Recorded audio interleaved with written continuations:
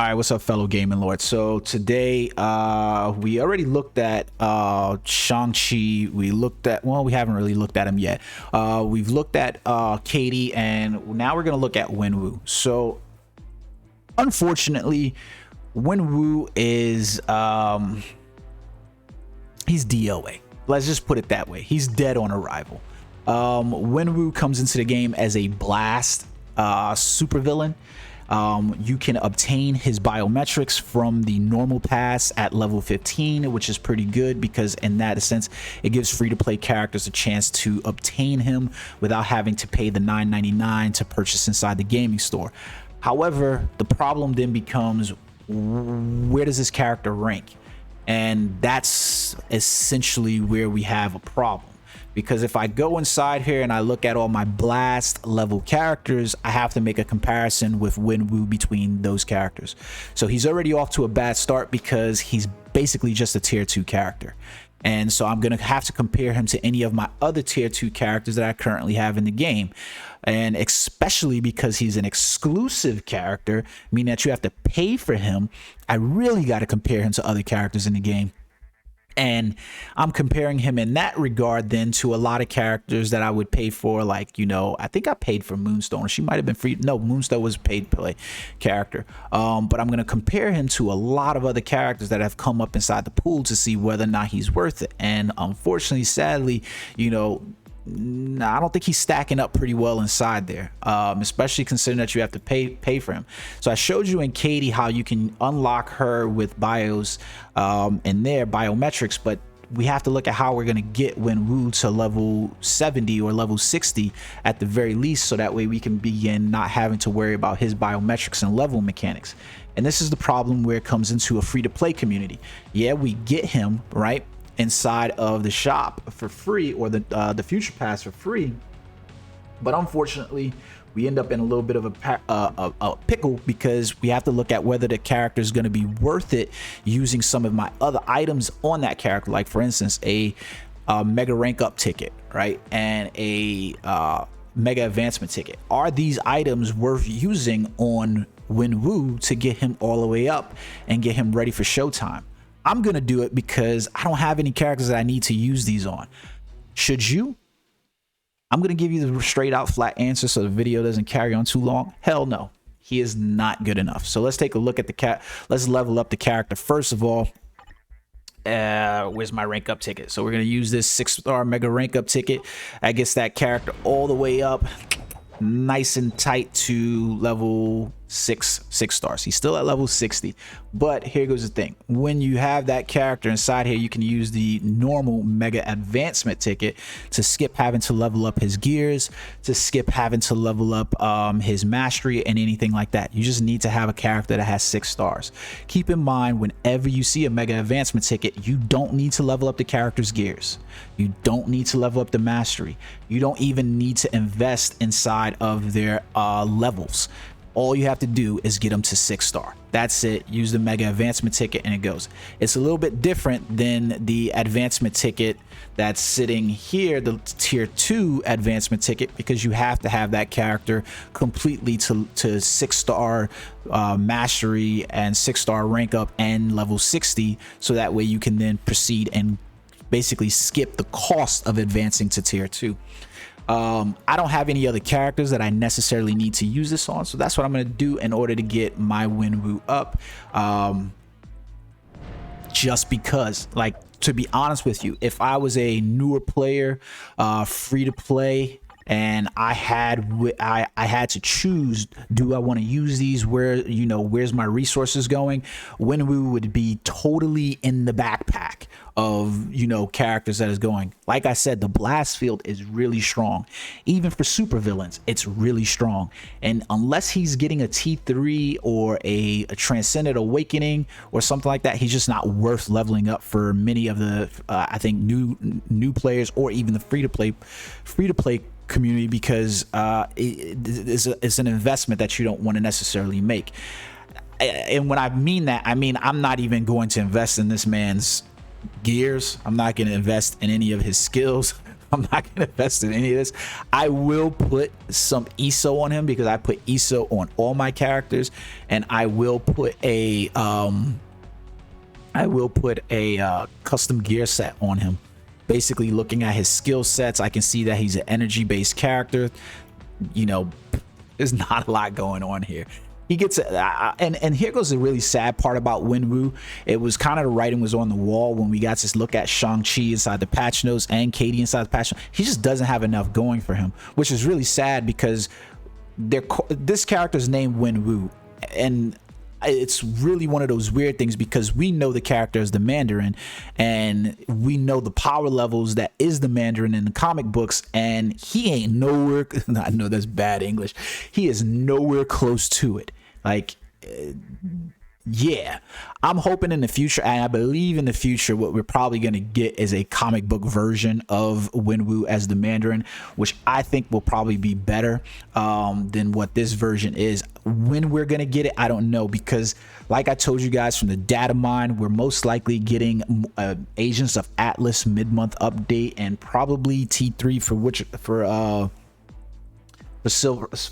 White Fox instead of for the Mandarin, which is sad. But even if we did get that, we would need a whole uniform for my man in order to like make him even remotely good. I want you to think about this. On his on his third skill, he's getting a 10% recovery of HP. The worst part of that is that if you look at a character like Shang-Chi, his son, Shang-Chi's getting a 50% recovery of HP, right? And then you go inside his fourth skill, he's getting a decrease of all defenses, and it's not stacking up really well. It really isn't stacking up really well. His basic attack that he has inside, there's 2020. It's just not a lot. There's not a lot going on here. So I maxed that skill out, and I've got a 15% recovery of max HP and a guard. That's not good. His fifth skill, we're gonna max that one out. And his fifth skill, he basically is a 50% all defense down, and then a 45 1 in 35 frenzy buff. Now the only cool thing is that they have pretty cool low cooldowns. And then his sixth skill, he has an incapacitation with a 50% chance to penetrate. These are not good skills, not good skills. When you look at his passives, he's basically giving himself super armor and increased skill damage, and he's got, what is this one, 25% increase to villain allies. So they put him in a support role, like 25% increase HP. And then you come inside here, he's giving villain allies another, 10% recovery of max HP when debuffs are removed. Okay, so maybe I use him with like Hulk, or maybe I use him with Dr. Doom or something like that. But yeah, this is not something that's just gonna be like write home about. So typically this is what I do, and I did do with characters, up until this point, was I would literally, look at a character like this that I'd be like, hey, you know what, this character's not really gonna do much for me other than be a basic Shadowland character for me, and I'd put them to the back and invest in the characters that were getting T3s, that were getting T3s, that were getting awakened potential, or that had highly good value for me in the game. Now, luckily he got himself an overdrive, so that's cool, and I'll equip these ESO because I know I will end up using him. Yeah, for sure, I'm going to use him inside Shadowland because he is a villain character, and he'll be good at the very minimum for that. But I'm not going to use him outside of anything else, so I'm not going to highly invest inside the ESO 8 here.